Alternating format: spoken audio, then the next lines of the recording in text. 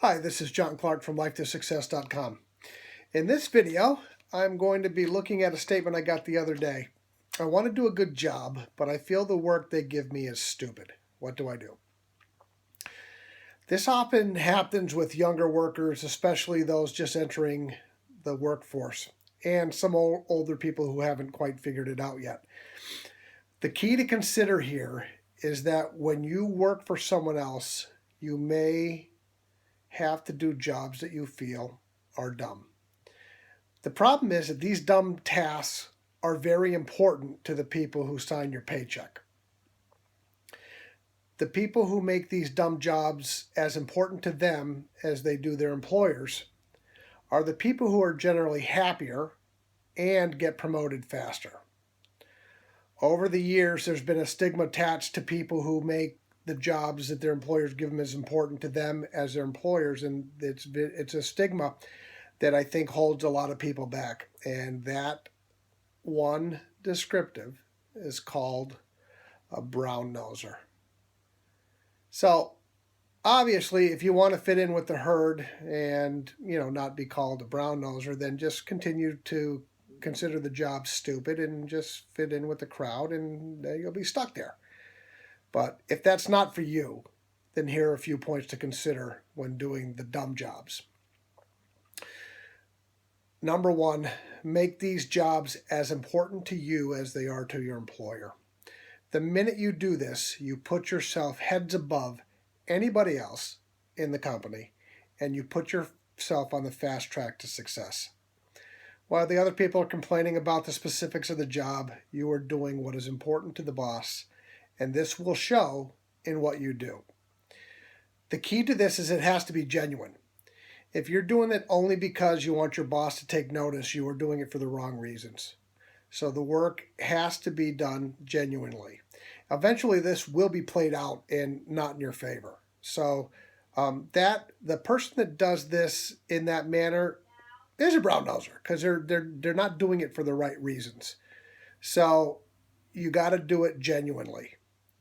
Do these tasks to the best of your ability because you have consciously decided to align what is important to your employer and make them as important to you. And you will set yourself aside. Period. End of story. Number two, don't let what your coworkers say to you influence the job you do. At the end of the day, the only person that you're responsible for is the person that you look into the mirror to every day. And let me give you a clue. It's not your coworkers. It's you. So when you take what you are doing seriously, the people who sign your paycheck will take notice. Even if you feel that they do not, when you're not there, your absence will speak volumes. So remember that.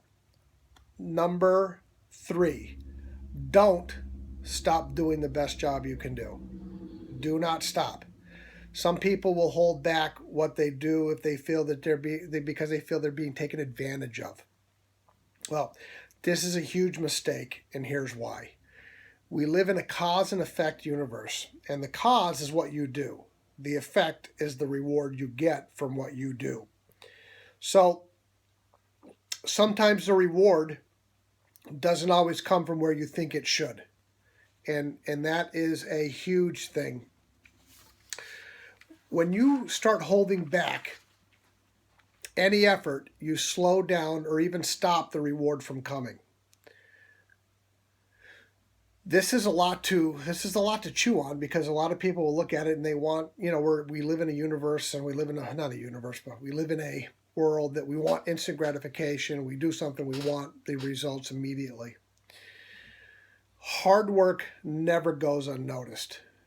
If you're not making advancement where you're at, others will take notice and other opportunities will present themselves.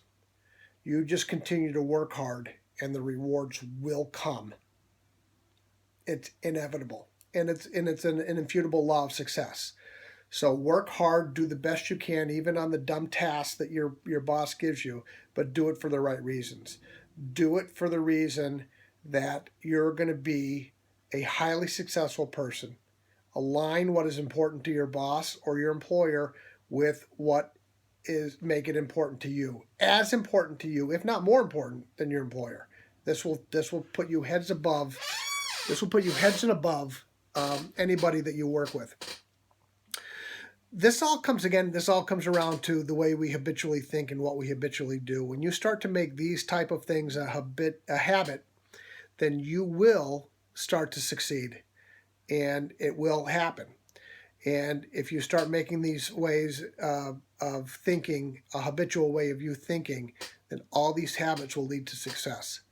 So there's a link below this video to the habit busting system. If you haven't had a chance to take a look at it, click the link below, look at the videos, and if the program is something you feel will benefit you, take advantage of it. It's a great program, and one that has helped many people change habits and start habits that have made them successful. So again, this is John Clark from Life to Success. Thank you for taking the time to watch this video. If you have any questions or comments, please leave them below this video. And again, thank you for watching.